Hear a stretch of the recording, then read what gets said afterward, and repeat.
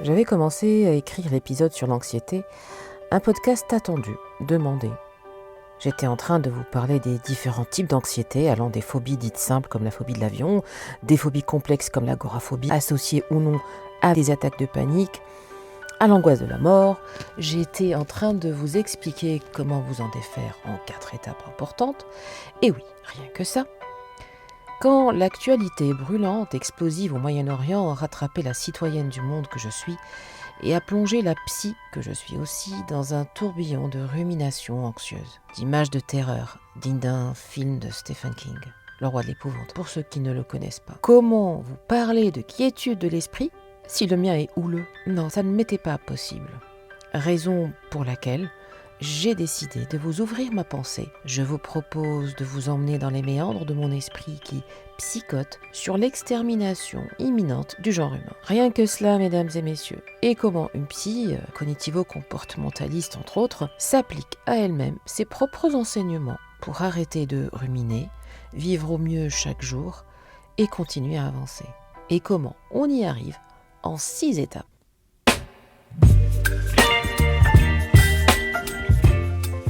J'avais débuté par cet écrit d'Épictète qui dit « Ce ne sont pas les choses qui posent problème aux humains, mais le regard que les humains posent sur les choses. » Ce même Épictète qui dit encore « Souhaite ce qui t'arrive et tu seras toujours heureux. » Des paroles déconcertantes sorties de la bouche d'un esclave grec il y a 2000 ans.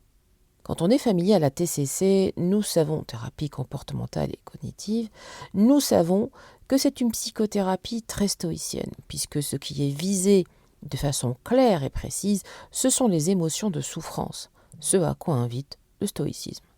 J'étais donc dans une réflexion et une discussion philosophico-psychologique avec vous, empreinte d'une tranquillité d'âme inébranlable que j'ai forgée à travers le temps, courageusement, à travers les années, et que 2 années d'enfermement délétère pour beaucoup, suivies de ce conflit avec la Russie, qui ne me concerne ni de près ni de loin d'ailleurs, n'a pas altéré. Jusqu'à ce que l'hémisphère nord entre en ébullition. Les alliances se font et se défont, une poudrière à ciel ouvert.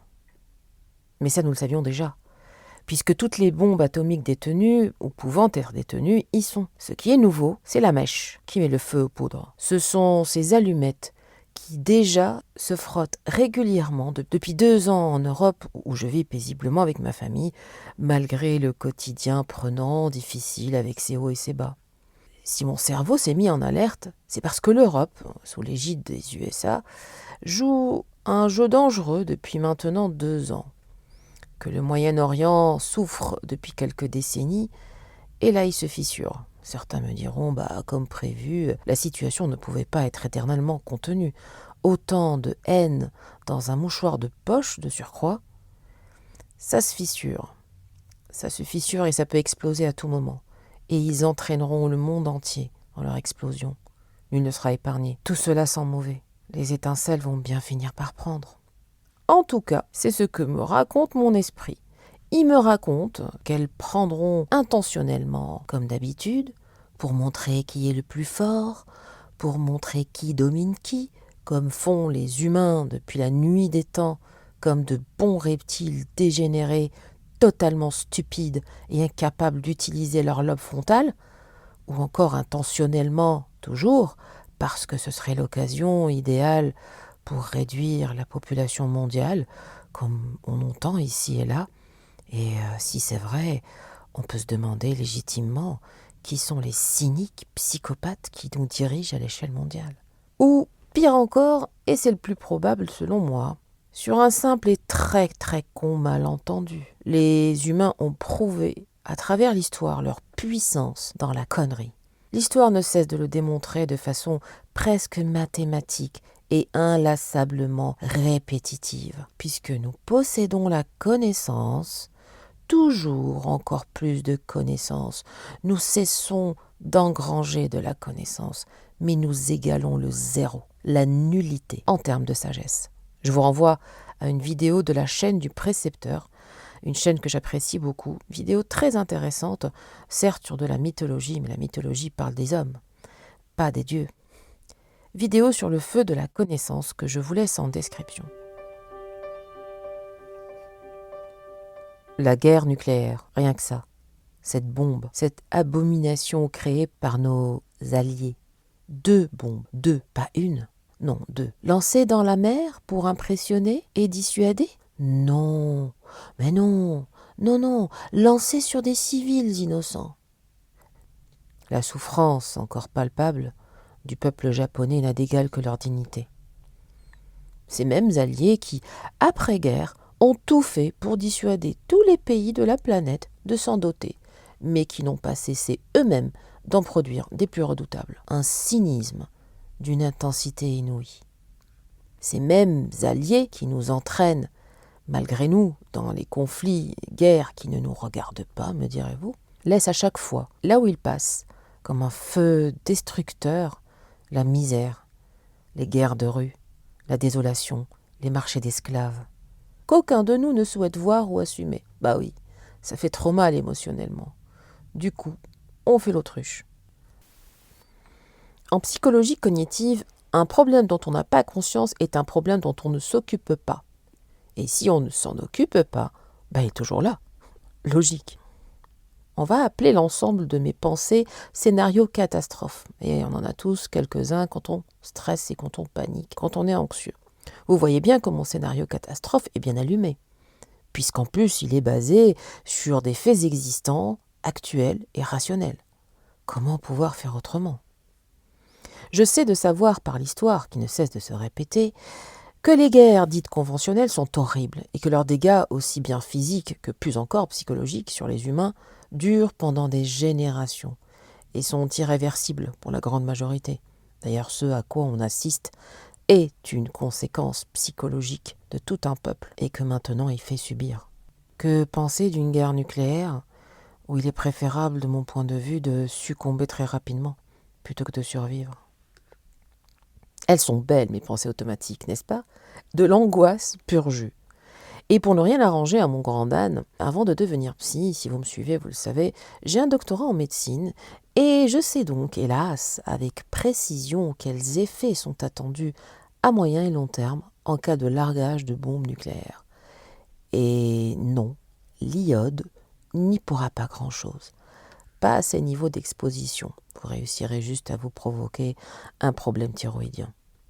Je ne vous communiquerai pas, non, je vous communiquerai pas le film d'horreur qui se joue dans mon esprit, qui prend malin plaisir à scénariser. Je refuse de vous mettre inutilement des images mentales dans la tête. En tout cas, pas les miennes. Et vous avez eu là un très court et très bref aperçu de la féconde créativité de mon anxiété anticipatoire. Oui, j'anticipe, parce que rien n'est encore arrivé. Ce qu'il faudrait, c'est l'empêcher, par l'action, pas par l'abstrait qui reste dans la tête. Je fais de l'anxiété anticipatoire et je suis persuadée que votre esprit n'est pas en reste. Certains humains décident de regarder ailleurs et sombrent dans un hédonisme à l'excès. Ce qu'en psychologie on appelle l'évitement expérientiel. Et l'évitement, qu'il soit cognitif ou émotionnel, est une spécialité de l'esprit. Mais je ne suis pas hédoniste, je suis plutôt épicurienne. Et là, j'angoisse d'une guerre nucléaire imminente. Imminente voulant dire dans une année, ou moins, ou un peu plus. Si je fais de l'évitement cognitivo-émotionnel, je vais me dire que tout va bien et qu'absolument rien de méchant ne nous arrivera. Que tout ça n'est que de la testostérone à haute dose et que tout cela reviendra très vite à la normale. Je continuerai donc à regarder mon nombril et tout ira bien dans le meilleur des mondes. Et tout cela s'arrêtera par magie. Ce qu'on va appeler de la fausse réassurance. Pourquoi fausse ? Parce que c'est ignorer délibérément la réalité des événements actuels. Et que surtout mon esprit rationnel ne peut ignorer ce qui se passe. Et que surtout, je n'y crois pas à cette réassurance, à la thèse que tout va bien et que le monde est un havre de paix, pas une seule seconde. Ok, j'ai pris conscience de mes inquiétudes, basées sur une actualité explosive avec pour décor le spectre d'une troisième guerre mondiale nucléaire, qui nous guette depuis un moment. Mes cognitions, mes pensées automatiques si vous préférez, me disent des choses comme « jamais 203, elle aura forcément lieu ». La deuxième guerre est issue de la première, et ce qui se passe au Moyen-Orient n'est que la suite de la deuxième. On va sûrement y passer cette fois-ci. Il y aura une troisième. et le continent européen sera rayé de la carte, avec une ambiance en mode Mad Max pour les survivants des survivants, vision d'horreur. En tant que psy, je sais que ces pensées sont anxiogènes, c'est-à-dire qu'à chaque fois que ces inquiétudes viennent volontairement ou involontairement à mon esprit, les émotions ressenties sont de l'impuissance, de la peur, de la tristesse, de la colère, du dégoût. Et toutes ces fabuleuses émotions négatives vont générer une tension physique, une sorte d'oppression. Je respire mal, je suis tendue. Et plus je suis tendue, plus mon esprit est en alerte. Et que fait un esprit en alerte ? Il fabrique encore plus de pensées automatiques négatives, encore plus d'images d'horreur. Et plus j'ai ces images, plus je pars en angoisse. Et plus je pars en angoisse, plus j'en fabrique. Et plus mon corps est en tension, etc., etc. Le cercle vicieux des enfers. Eh bien, sachez que ça marche pareil dans toutes les anxiétés de fond.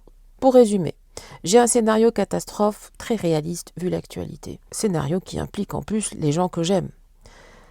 2. J'ai des tensions physiques et une respiration courte et superficielle, j'en ai bien conscience. 3. Je regarde les infos à travers des médias variés, aussi bien les médias conventionnels, les médias conventionnels que les médias alternatifs et citoyens, histoire de ne pas me faire matrixer par la pensée unique. Mais où que je regarde, ça m'inquiète. Mon objectif en regardant ces infos est de me rassurer, en trouvant une lueur de sagesse, mais rien ne va dans ce sens. Ce qui m'angoisse encore plus. 4. Je me sens flotter en permanence. J'ai l'impression d'avoir perdu mes repères, comme une montgolfière qui se serait détachée accidentellement et qui s'envole et va à la dérive vers un destin inconnu. 5. Je suis d'humeur maussade. Tout m'agace. Et ça déteint sur mes proches, qui eux n'ont rien demandé. Alors comment se défaire de tout ça, malgré l'actualité et ce qui arriverait, si ça arrive? Voici les 6 points clés que je vous partage, applicables à toute anxiété, que je me suis appliqué à moi-même pour retrouver ma joie de vivre, ma tranquillité, et qui sont valables à toute anxiété, quel que soit son état et son intensité. Le stress, la peur, l'angoisse font partie de la même famille, j'ai nommé l'anxiété. Et l'anxiété est similaire à l'eau H2O. J'emprunte cette métaphore à mon collègue Mark Tyrrell, psychologue britannique de renom. Donc comme l'eau, le stress a plusieurs formes, plusieurs fonctions et plusieurs impacts. L'eau est un nutriment incontournable. L'eau vous sauvera la vie si vous êtes dans le désert ou déshydraté. Le stress fera la même chose en cas de véritable danger. Il provoquera la réponse de fuir, s'immobiliser ou combattre. Et l'eau peut être fatale, peut vous tuer, peut vous noyer si vous êtes perdu dans l'océan. Tout comme le stress, trop d'anxiété va vous broyer, vous empêcher de vivre, vous handicaper, voire vous mettre en dépression avec ses idées noires. L'eau peut être légère, sous forme de vapeur. Le stress du quotidien, léger mais chiant. L'eau peut être dure, à l'état solide, et froid, sous forme de glace et gigantesque iceberg.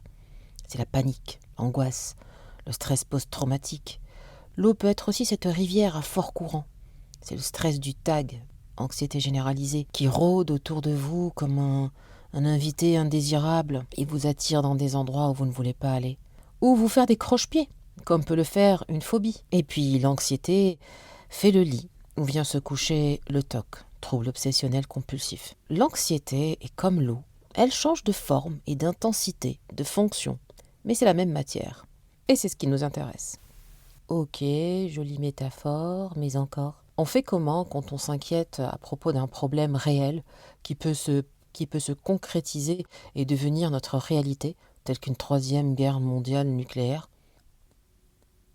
Eh bien, vous allez être d'accord que tous les jours, on peut être malade, que tous les jours, on peut mourir. On est d'accord que tous les jours, il peut nous arriver quelque chose. Il peut nous arriver quelque chose, c'est une possibilité.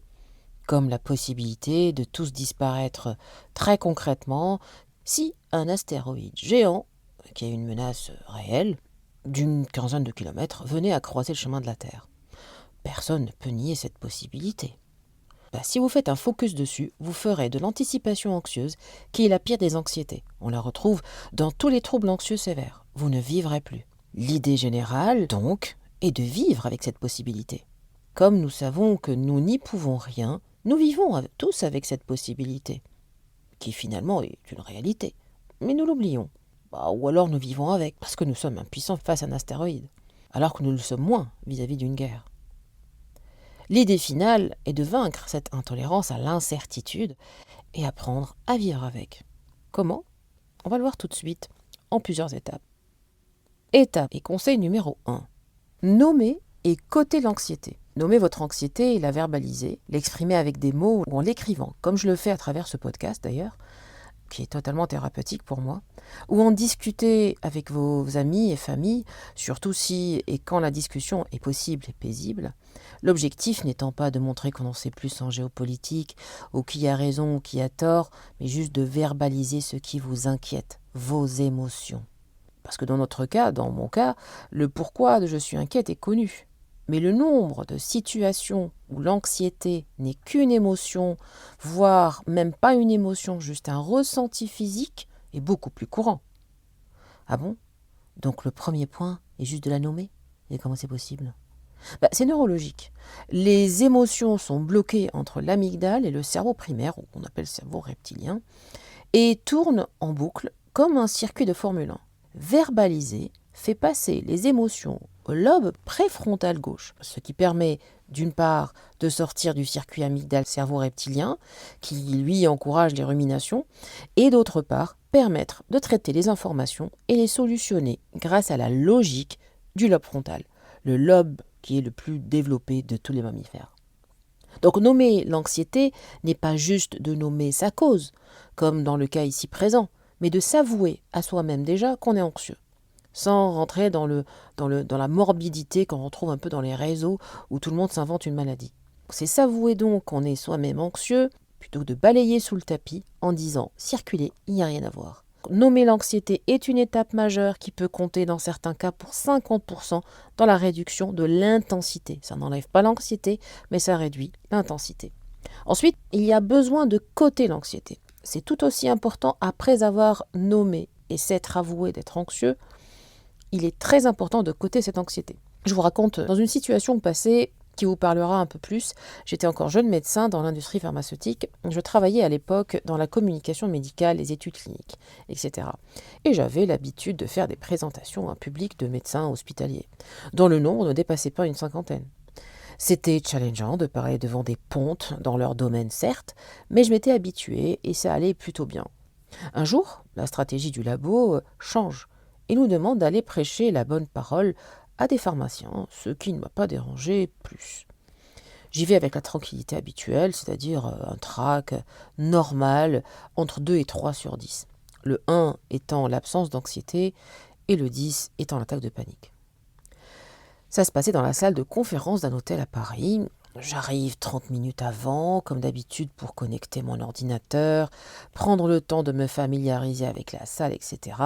Tous ceux qui ont l'habitude de parler en public reconnaîtront les comportements nécessaires pour réduire le stress et faire une bonne présentation orale devant plusieurs paires d'yeux humaines qui vous fixent. Donc, j'arrive, je gare ma voiture, je me dirige vers le hall central et que vois-je ? À une demi-heure de la conférence. Normalement, il n'y a pas grand monde. Là, il y avait une nuée de personnes. Combien était-il ? 200 ? 300 ? Une panique incontrôlée, totalement physique, s'est emparée de moi. Je n'avais jamais présenté devant autant de personnes. Autant de yeux fixés sur moi, l'angoisse. À l'époque, ça m'avait beaucoup aidé de coter mon anxiété, qui était facile à 8 sur 10. Beaucoup trop haut, quelques degrés de plus, et j'étais dans la crise de panique. Faire ça, coter mon angoisse, m'a aidé dans un premier temps à l'empêcher de grimper plus haut. C'est d'ailleurs une très bonne technique, entre autres, pour caper ce type d'anxiété. Commencer à prendre de la distance, parce que coter l'anxiété permet de se mettre à l'extérieur de la peur au lieu d'être dedans. Se mettre en posture d'observer le stress plutôt que de le subir de l'intérieur, en plus d'autres techniques. Par exemple, comme d'ailleurs je l'avais fait, j'ai écrit sur un bout de papier ce qui me permettait factuellement de faire une présentation de qualité, en plus d'autres techniques que j'aborderai dans une prochaine vidéo concernant la prise de parole en public, si ça vous intéresse. Donc, coter l'émotion en psychothérapie est un outil de mesure approximatif, certes, et subjectif, certes, et c'est même ça qui compte. C'est un instrument de mesure incontournable en psychothérapie comportementale, puisque tout est perception. Notamment et surtout quand on commence les expositions à but thérapeutique. Si vous êtes un jeune psy, que vous écoutez ce podcast et que vous faites des expositions à vos patients, que ces expositions soient comportementales et ou cognitives, comme le flooding, la désensibilisation systématique, etc., il est important de monitorer, mesurer l'anxiété ou simplement la difficulté d'exécution de l'exercice, avant, pendant et au décours de l'exercice. Étape et conseil numéro 2. Faire face à l'anxiété. Pour faire court, éviter l'évitement. Vous allez me dire, ce n'est pas justement ça qu'on vient de faire avec le fait de nommer? C'est déjà pas mal, non? Oui, c'est bien, mais c'est insuffisant pour sortir du cercle vicieux de l'angoisse. Quand on a peur, 3 réactions peuvent avoir lieu.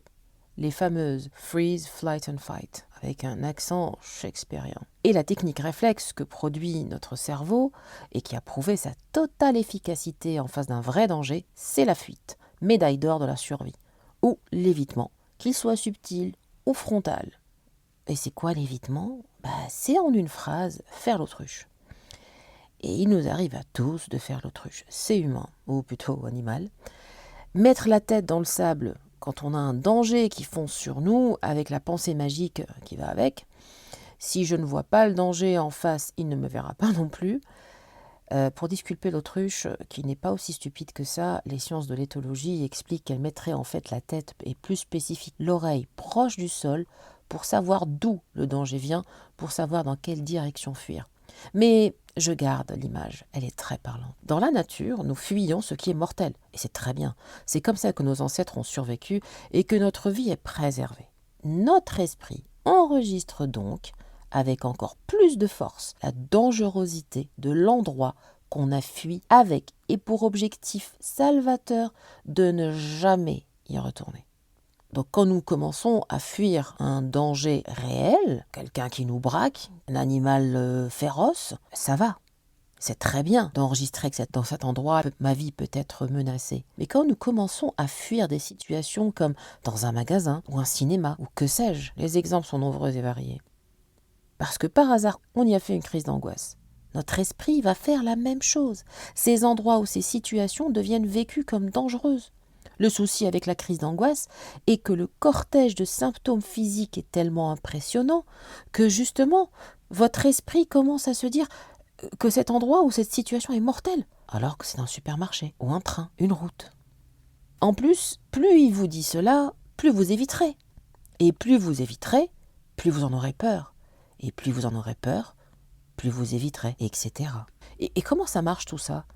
Quand vous évitez une situation problématique, ça entraîne un soulagement. Et le soulagement entraîne l'accentuation de la peur. Exemple, si je vois une araignée et que je crie à la mort et je fuis en courant comme si j'avais vu Godzilla, la fuite dans un coin, dans un lieu loin de l'araignée, vous soulage. Jusqu'à ce que l'araignée soit neutralisée, bien sûr. Ou alors, si vous avez fait une angoisse, par exemple, dans un train, parce qu'il fait chaud, ou que simplement c'est une décharge physique que votre corps avait besoin de faire, si à la prochaine station vous sortez, vous ressentirez un soulagement immédiat. Et le soulagement indique à votre cerveau et imprime dans votre esprit que l'endroit que vous venez de fuir est dangereux. Vous vous direz consciemment ou inconsciemment, jamais plus je reprends le train.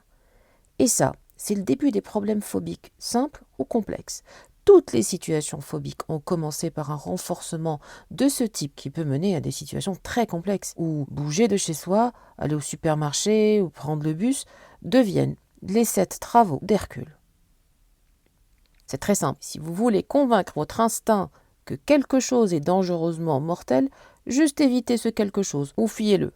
Une vie d'évitement est une vie de peur, voire une non-vie. C'est de la survie. La survie, je cite le CNRS, c'est le fait de se maintenir en vie dans un environnement naturellement mortifère. Autrement dit, et que vous vivez dans la perpétuelle impression que vous allez mourir. Et ça, ce n'est pas une vie du tout. Tout comme ces humains, parqués dans un endroit clos, sans aucune possibilité de fuir justement la mort, la vraie. Le même fonctionnement est valable justement dans l'autre sens. On a tous été au cirque au moins une fois dans notre vie ou à travers un écran. On a tous vu ces acrobates, équilibristes, funambules et dompteurs de lions se mettre en véritable danger. Comment ça se fait? Ils connaissent pas la peur, me direz-vous. Ils l'ont dans les gènes. Pas du tout. La peur est un instinct. Tous les mammifères l'ont de manière réflexe. Ils font justement exactement pareil que ce que je disais tout à l'heure pour le renforcement de la peur, mais dans l'autre sens. Ils exécutent de façon répétée, graduée et progressive l'action réellement dangereuse pour le coup, de façon à démontrer à leur instinct, d'entraîner leur instinct que la situation n'est pas dangereuse, alors qu'elle l'est. Elle l'est clairement et potentiellement. Ils n'ont plus peur par entraînement actif, pas par la parole. Ils ne se disent pas un jour « bonjour, je n'aurai plus peur ». Non, c'est de l'entraînement, des exercices comportementaux progressifs et répétés, donc par l'action. Dans mon cas, dans ma situation de psychotage sur la guerre nucléaire, pour mettre en pratique le fait d'éviter l'évitement, j'ai choisi de faire face en discutant avec mon entourage pour faire bouger les consciences et être un peu plus nombreux à dire non. Et j'ai pris aussi le pli de blaguer, d'ironiser cette situation. Une bonne solution aussi pour faire face en gardant mon humour noir et mon autodérision. Étape et conseil numéro 3. La respiration et la décharge, autrement dit l'accès physique par le corps de l'anxiété. Le corps de chacun, étant des mammifères, recherche l'homéostasie, c'est-à-dire l'équilibre entre chaleur et fraîcheur, repos et action. La peur, c'est le déséquilibre. Déséquilibre psychique, mais déséquilibre physique, que nous retrouvons en courte durée dans la réponse adaptative nécessaire quand on fait du sport ou de l'exercice physique, où notre cœur va battre vite, ainsi que notre respiration, pour nous apporter plus d'oxygène pour nos muscles en travail intense, etc. Sauf que nous n'en faisons pas une interprétation catastrophique, comme quoi c'est le signe que nous sommes en train de mourir ou devenir fous. Juste que mon corps s'adapte au sport, et il reviendra au calme après un moment. Dans l'attaque de panique, c'est pareil. Et si vous vous disiez la même chose, l'attaque de panique descendrait plus vite. Sauf que c'est pas ce que vous vous dites. Le signal que votre cerveau retient parce qu'il ne comprend pas ce qui arrive, c'est « quelque chose de grave est en train d'arriver, je vais mourir ou devenir fou. Donc, je ne remettrai plus jamais les pieds dans cet endroit. » La réponse à l'exercice physique intense est donc la même que dans l'attaque de panique. Parce que le corps, quand vous avez une montée d'angoisse, se prépare réellement à faire un sprint de haute intensité pour fuir la salle de réunion avec des collègues qui n'ont pas l'intention de vous tuer visiblement. Et votre raison donc vous empêche de fuir. D'ailleurs, personne n'est attaqué par la panique. Ce n'est qu'une réponse inadaptée à la situation, parce que vous ressentez de la peur. Peur pour votre vie, un réflexe primaire, reptilien, qui ne passe pas par le cortex frontal. Sachez qu'en dehors d'une cause extérieure, comme un accident ou un massif bombing, on meurt d'une rupture d'anévrisme, un infarctus du myocarde, on meurt parce que c'est écrit dans nos gènes. Mais on ne meurt pas de sport, ça se saurait, ça serait interdit, alors que c'est le contraire, c'est même préconisé. De la même façon, on ne peut pas mourir d'une crise d'angoisse. C'est pour ça que s'intéresser à la respiration est important, tant sur un point corporel que sur un point de vue nerveux ou neurologique, si vous préférez. Alors inspirer, c'est activer le sympathique, et donc le signal que je manque d'air et que je suis encore en situation de danger. Alors que quand je souffle, quand je sors de l'air de mes poumons, s'active le parasympathique qui calme et tranquillise. Sans parler de l'évacuation du CO2 qui stocké peut nous donner des nausées, vertiges, etc. J'aborderai ce point plus en détail, sinon cette vidéo va faire 1000 ans. Donc pour prendre le cerveau à son propre jeu, nous utilisons la technique respiratoire de 6 secondes ou 5-9 en comptage. Même si le nombre importe peu, la technique réside à souffler en premier, légèrement mais lentement.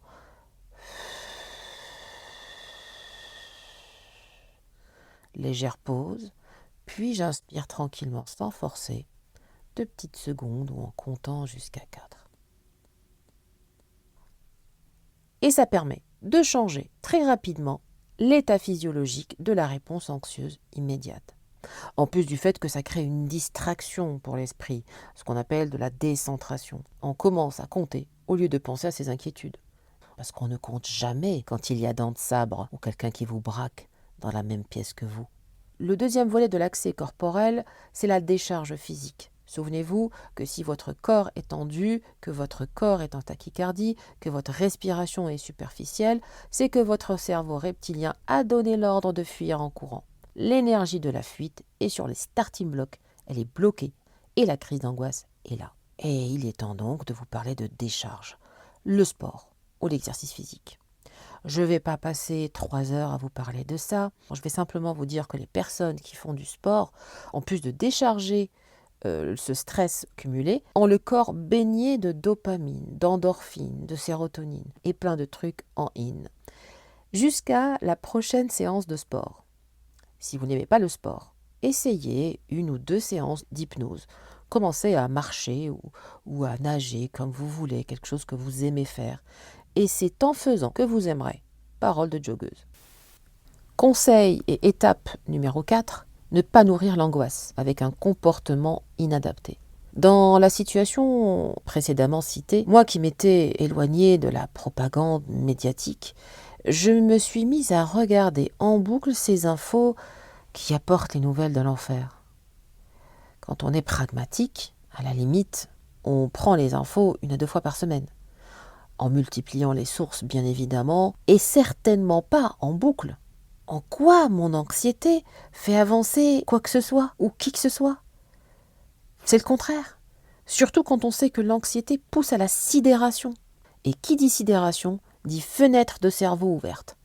Ou, si vous voulez, part de cerveau disponible, comme disait Patrick Lelay, ancien directeur de TF1 que j'avais entendu de mes propres oreilles quand, à l'époque, les journalistes à la télé faisaient encore à peu près leur boulot correctement. Quand votre cerveau est disponible, on peut y mettre n'importe quoi. Sans même être sidéré, notre cerveau est en onde alpha devant un écran.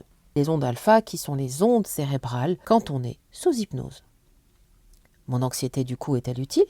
Les émotions ont une fonction. Quelle est la fonction de cette angoisse alors ? Normalement, l'angoisse me pousse à fuir, à sauver ma vie. Quelle est la fonction de cette angoisse à regarder en boucle ces informations ? Ça apporte quoi aux gens qui meurent ? Surtout si elle reste abstraite comme ça. Elle ne peut être que vaine. Idéalement, elle devrait passer en mode concret et nous inciter à faire quelque chose, même si c'est à notre niveau. Donc pourquoi regarder et boire les paroles des présentateurs de l'apocalypse ? Pourquoi et ça mène à quoi ? Nos écrans sont devenus la projection d'un cirque. Nous voyons des humains se massacrer sous nos yeux et nous regardons, tantôt éplorés, tantôt satisfaits, comme si on regardait un match de foot où chaque but marqué est une vie perdue. Chaque groupe soutient son camp, avec les banderoles et les slogans qui vont avec. En plus d'être nombrilistes et autocentrés, nous sommes devenus un peuple d'impuissants voyeurs. Je regarde ces infos comme s'ils allaient arrêter la guerre, arrêter les conflits, créer la paix. De la même façon que quand on est hypocondriaque, on est abonné à tous les sites de santé, on s'est débrouillé un Vidal et on y passe des heures pour chercher l'information qui rassure, qui me dit que la maladie est loin, que la mort est loin, comme si ce comportement de réassurance devenait lui-même un rituel. Rituel qui garde l'idée de la mort présente, toujours alimentée. Comme si connaître parfaitement les maladies les éloignait. Vraiment ? Si bien connaître les maladies les éloignait, les médecins seraient immortels. C'est curieux que les médecins tombent malades eux aussi, alors qu'ils connaissent les maladies parfaitement. Quel est ce comportement déconcertant qui cherche à contrôler ce qui est par définition incontrôlable ? Certes, on peut bien manger, faire de l'exercice pour augmenter nos chances d'aller bien longtemps, mais contrôler la mort, l'empêcher de survenir, est une hérésie absolue. En voilà une bien curieuse idée. Et plus je cherche à contrôler, plus je nourris mon problème. Et plus je nourris mon problème, plus je stresse. Et plus je stresse, plus je cherche à contrôler, dans un cycle sans fin. Et nous voici prisonniers de nos peurs, incapables de nous concentrer sur la vie, l'essentiel de la vie, vu que toute mon attention est sur la mort. C'est ça, vivre. Quand on est angoissé par la mort telle que nous sommes, nous, occidentaux, laïcisés, de gré ou de force, la vie est anxiogène, puisqu'elle est fragile et éphémère. Oui, elle l'est. Raison pour laquelle il est important de la célébrer chaque jour, chaque heure, chaque seconde, chaque minute. Un philosophe dont j'ai oublié le nom, d'ailleurs si vous le reconnaissez, n'hésitez pas à me le dire, il disait « Accepter la mort, c'est apprendre à vivre ». En tout cas, c'est comme ça que mon esprit l'a interprété et gardé.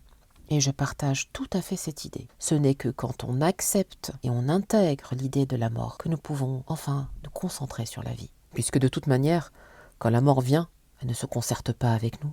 Quand c'est l'heure, et les exemples sont pléthores. Combien de personnes ont eu des pépins et ont perdu la vie alors qu'ils ont été transportés à temps dans un hôpital à la pointe de la technologie et de la médecine? Et combien ont été sauvés d'une mort certaine alors qu'ils étaient loin de tout? C'est décidé, je reprends mes anciennes bonnes habitudes. J'arrête ces chaînes d'informations en continu. J'arrête ce comportement délétère qui nourrit mes anxiétés. Et ça, c'est un point majeur en thérapie comportementale. Arrêter le comportement inadapté et développer un comportement mieux adapté qui, par exemple, dans cette situation, me sort du rôle du spectateur impuissant. Et je décide d'agir. J'écris ce podcast, je le diffuse. Ensuite, j'ai quelques idées pour faire ma part, comme l'histoire du colibri, rendu célèbre par le défunt et regretté Pierre Rabhi. Étape et conseil numéro 5. Organiser les inquiétudes et les ruminations, c'est-à-dire organiser. Il est prouvé que les pensées intrusives ne sont pas un choix, mais une intrusion de celles-ci. Autrement dit, ce n'est pas volontaire. Souvent, vous êtes dans un moment neutre, des fois même dans des moments plaisants.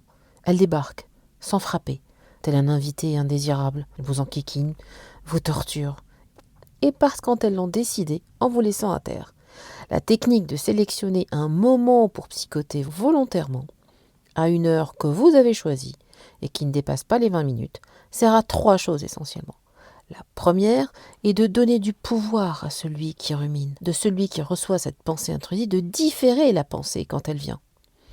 Et si par exemple au moment du repas en famille, quand tout le monde raconte sa semaine et qu'on passe à un moment sympa ou moins sympa, si la pensée catastrophiste se pointe, je peux lui dire non. Va-t'en, j'ai pas le temps maintenant, je te reprends tout à l'heure avec tes images infâmes vers 20h05. Et pour apprendre à faire ça, il faut s'entraîner. Donc vous ne pourrez le faire que si, et seulement si, vous vous êtes entraîné à donner rendez-vous à la psychote. Par exemple, si vous psychotez sur le même sujet que moi, vous pouvez utiliser par exemple ce podcast dont l'écriture m'a été thérapeutique. En 2, ça permet de défusionner avec les pensées. Défusionner voulant dire justement qu'une pensée n'est qu'une pensée et elle ne constitue en rien une réalité. Pas encore, ou jamais. Pourquoi en faire bêtement une vérité alors? C'est de distinguer vous de la pensée et ne plus adhérer à la pensée. En 3, à force de répéter volontairement avec la prise de distance, on a mis en place sans même s'en rendre compte un exercice de saturation cognitive qu'on appelle flooding dans le jargon, qui, par la force de répéter à heure donnée, rendez-vous pris, on finit par ne plus adhérer à notre scénario catastrophe. Étape et conseil numéro 6. Prendre de la distance avec mes pensées. Autrement dit, traiter et discuter le scénario catastrophe. Et accepter de ne pas contrôler, ce qui est le plus difficile. Je traiterai l'acceptation de ne pas contrôler dans une vidéo totalement à part. Ça nécessite une discussion séparée. Comment prendre de la distance d'une guerre qui peut faire disparaître l'hémisphère nord, avec une actualité brûlante comme celle-ci? Voici la conversation que j'ai eue avec ma radio blabla, qui parle un peu trop fort en ce moment dans ma tête. D'un côté, vous aurez la voix de la raison, bien pragmatique, qui pose des questions socratiques, et de l'autre, Radio Blabla et sa rengaine habituelle. Alors, quelle est ta preuve, Sarah, que ça va se terminer en 3e guerre mondiale? Les preuves géo-stratégico-politico-fanatiques sont pléthores. Il n'y a qu'à demander. Regarde autour de toi. Ok, et tu es sûr à 100% que la guerre nucléaire aura lieu? Non, pas à 100%. Jusqu'à la dernière seconde, je laisse une chance à la paix, j'y crois. Cool. Donc tu mets ce pourcentage à combien? Qu'il y aura une guerre nucléaire? Aujourd'hui, 40%. C'est élevé, tu sais, 40%. Oui, c'est beaucoup. Moi, ta pensée pragmatique, je vais commencer à douter. Ok, du coup, il reste 60% de paix possible, si je calcule bien. Vu comme ça, oui. Je pourrais rajouter encore quelques points alors. Oh, c'est bon, pas de singerie, reste focus. Du coup, tu dis qu'à 60%, il n'y aurait pas de guerre nucléaire. C'est bien ça que tu dis? Oui, c'est ce que je dis, oui. Et qu'est-ce qui permettrait cela alors? Je sais pas, qu'est-ce qui permettrait cela? Je sais pas, les pays dits civilisés et sécularisés vont enfin se réveiller et parler de paix. Nous avons quand même des gens bien cortiqués, intelligents, connaisseurs, pointus dans leur domaine. On finira bien par entendre leur voix. Ou que les différents belligérants soient tellement rassasiés de sang d'innocents qu'ils vont se calmer par eux-mêmes et que le nucléaire n'aura pas lieu.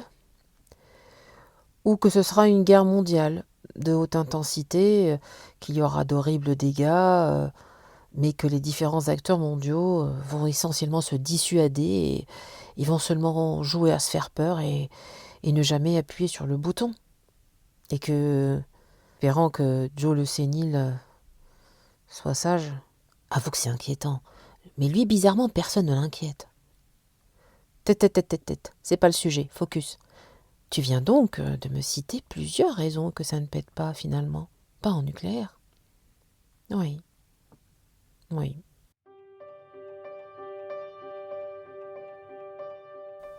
Il me vient en tête une parole de Voltaire qui disait « La tolérance n'a jamais excité de guerre civile. L'intolérance a couvert la terre de carnage. » Et Malcolm X. Paix et liberté ne peuvent être séparées, car personne ne peut être en paix tant qu'il n'est pas libre. Et là, je pense à mon chouchou de tous les chouchous, Bento, Baruch Spinoza, qui disait que la paix n'est pas l'absence de guerre, c'est une vertu, un état d'esprit, une volonté de bienveillance, de confiance, de justice. Et du coup, j'ai un rêve, comme disait Martin Luther King. J'imagine que tous les peuples d'Europe, des Amériques, du Moyen-Orient, d'Asie, de Russie, à l'heure de réseaux sociaux, ça devrait être possible, sortent dans la rue dans une marche monumentale pour la paix, et que ça dure suffisamment longtemps pour que les psychopathes autocentrés qui gouvernent le monde au fond de leur bunker, ainsi que ces fanatiques de tous bords, assoiffés de fin des temps, abandonnent l'usage du nucléaire. Avec un téléphone connecté dans chaque main, chaque poche, chaque cerveau, se répand la bêtise, la superficialité, l'abjection et l'individualisme, la division. On injecte à écran interposé le vil, la haine. Laver les cerveaux n'a jamais été aussi facile. Mais la bonne nouvelle, la très bonne nouvelle, et ce qui est valable dans un sens est valable dans l'autre, celui de la vertu. Mot certes rendu grossier ces derniers temps. Il suffirait d'une volonté ferme pour que l'instrument de la crétinisation des peuples devienne l'instrument de l'instruction, du respect mutuel, de la construction commune, de la paix. J'ai ce rêve, et je vais le psychoter sans modération.